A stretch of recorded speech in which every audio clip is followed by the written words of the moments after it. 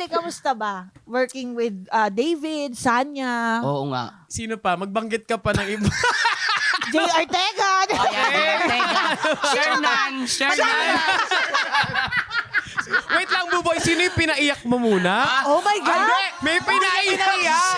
Hindi niya pinaiyak. Gago! Hindi ako nagpaiyak nun. Siya ang nag-comfort. Oh my God! Naalala ko siya! Muntik umiyak sa galit. Oh, shit! Wala. Oh, shit! Ang juicy nito.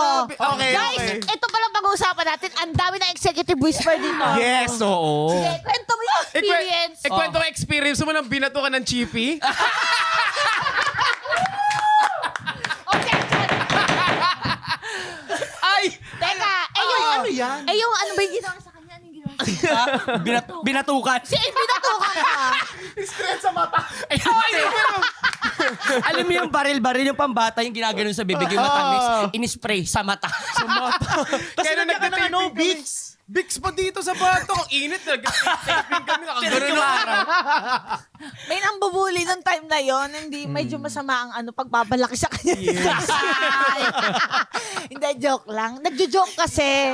Joke lang. Sino siya? Siya. Pero bukod doon, kamusta? Sobrang saya. Kasi alam naman natin na si samahan ng mga makasalanan, yung naging stepping stone namin Wow. Yes.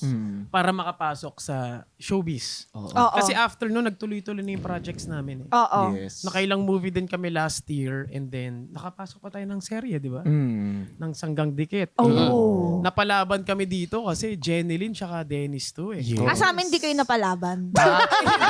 So, parang wala lang kami sa inyo. Parang Hayaan mo na yan sila. pala nito ka eksena. Hindi, ganun. kasi grabe, sobrang hirap nila katapat. Alam mo yung dramahan, kailangan makasabay ka. Hindi ka pwedeng tumawa bigla. Eh kasi yung sa atin, ang dali, humor natin iisa lang. Oo. Ay, hindi. Hindi, actually, ako, Parang ayaw mo, ate!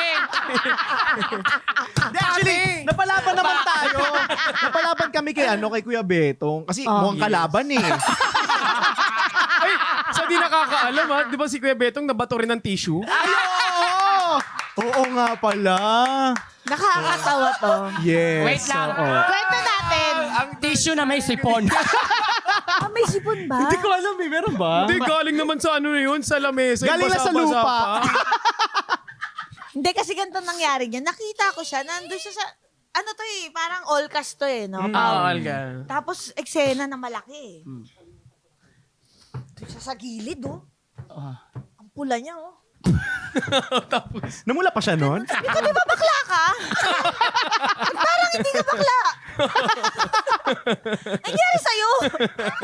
Kinakausap ko, kinakalma ko siya. Kasi medyo, ano nga. Hit. Oh, Hindi in-hit. kasi hindi close.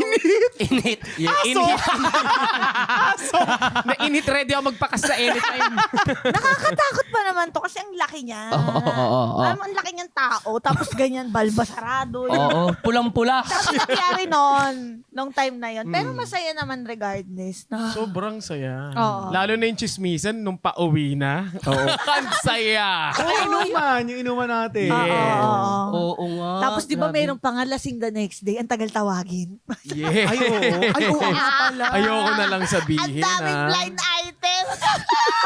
Pero pinaka-memorable doon yung nagpakita si Buboy ng ilong ng elepante. Yes! Oo. Diba? Black Stallion. Oo, grabe yun. Sabi sa'yo eh. Oo. Si Buboy may ganyan talaga. Parang kayang humawak ng saging. Oo. Parang pwede ipulupot sa leeg mo eh. Diba? Pwede ipang gano'n, no?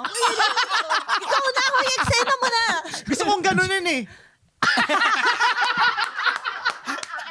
Ginawang yung pangbukas ng Emmy. Ano ba yan, yung episode na to? Ba't nakasiginex to?